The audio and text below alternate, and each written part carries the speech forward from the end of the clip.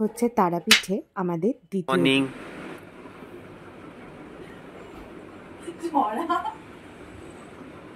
ও তো বউকে দেখা ব্রাশ করছে, এই একটা সিধে ক্যামেরা ধরে না, দুটো ফোন লাগবে। হ্যালো বন্ধুরা, তোর বন্ধু নেই আমার, পাকা চলছে। এই দাঁত মারছি, সকাল 6টা বাজে, আবার আমাদের ট্রেন আছে 7:50-এ। তারপর বেশ ওয়েদার খুব ভালো করে দিয়েছে, ঠান্ডা ঠান্ডা ওয়েদার আছে।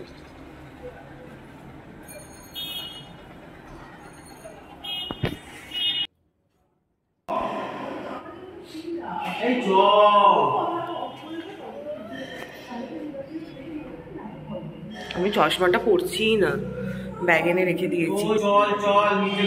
তখন ঘড়িতে প্রায় সকাল 6:45 বা 7টা বাজবে।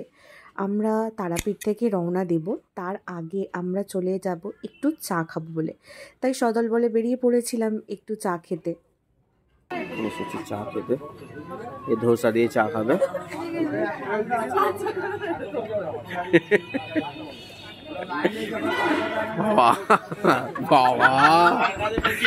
যাই হোক, সদল বলে চা খেয়ে এবার লাগেজ নিয়ে আমরা শান্তিনিকেতন যাব। সেই জন্য হোটেল থেকে আমরা সপরিবারে বেরিয়ে এসেছি আর কি। সপরিবারে আমরা আগের দিনকে গাড়িটা যেইটা করে এসছিলাম তারাপীঠে, সেই গাড়ির দাদার নাম্বারটা আমরা নিয়ে রেখেছিলাম। দাদাকে ফোন করতেই দাদা চলে এসেছিলো, কোনো অসুবিধাই হয়নি। দ্বিতীয় দিনও তারাপীঠের ওয়েদারটা এতটাই ভালো আর ঠান্ডা ঠান্ডা ছিল যে আমাদের কোনো কষ্টই হয়নি। তাই গাড়ি দিয়ে যাওয়ার পথে যতটা ভিডিও করতে পেরেছি শেয়ার করলাম। এই যে দেখো, ভেতরে সবাই বসে আছে, রিমি তো ঘুমিয়েই পড়েছিল। এছাড়া ঘুমানোর মতনই পরিস্থিতি, অনেক সকালবেলা উঠেছিলাম আমরা। এই যে এবার পৌঁছে গেছি আমরা রামপুরহাট জাংশনে। রামপুরহাট জাংশন তখন প্রায় ফাঁকা। আর সব থেকে মজার হচ্ছে, যেতে যেতে আমরা দেখে নিয়েছিলাম এইটা দেখো, কি আরাম করে কি শান্তি করে যে সে ঘুম দিচ্ছে। আমি এদিকে জাংশনের ছবি তুলছিলাম রামপুরহাট, আর এইদিকে সে ঘুম দিচ্ছে, আমরা তাকে দেখতেই ব্যস্ত ছিলাম। দেখো কি সুন্দরভাবে, আর সবাই তার ছবি তুলে নিচ্ছে। শুরু হয়ে গেছে সকালের খাবার, একটা কাপ চা হয়ে আবার 1 কাপ চা হচ্ছে। একে বাঁদরে চড় মেরেছে, এই দেখুন, মেরে লাল করে দিচ্ছে।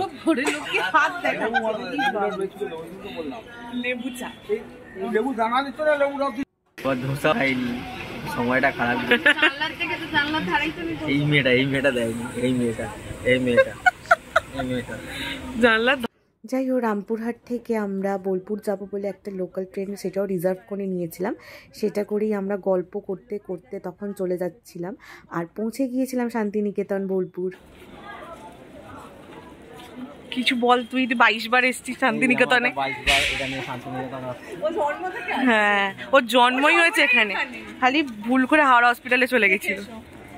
এক সপ্তাহ জন্মের পরই 1 সপ্তাহ দিন এখানে এলাম। এই যে তখন হিরো আর হিরোইন হেঁটে হেঁটে আসছে। তারপর আমরা চলে যাচ্ছি, ছবি তুলতে, ভিডিও তুলতে। দুটো টোটো বুক করে আমরা চলে এসেছিলাম এই সোনারগাঁ গেস্ট হাউসে। সবে মাত্র তখন নেমেছি। আশা করছি শান্তিনিকেতনে ঢোকার এই ভিডিওটাও তোমাদের ভালো লাগলে চ্যানেলটাকে লাইক এবং সাবস্ক্রাইব করো। টাটা।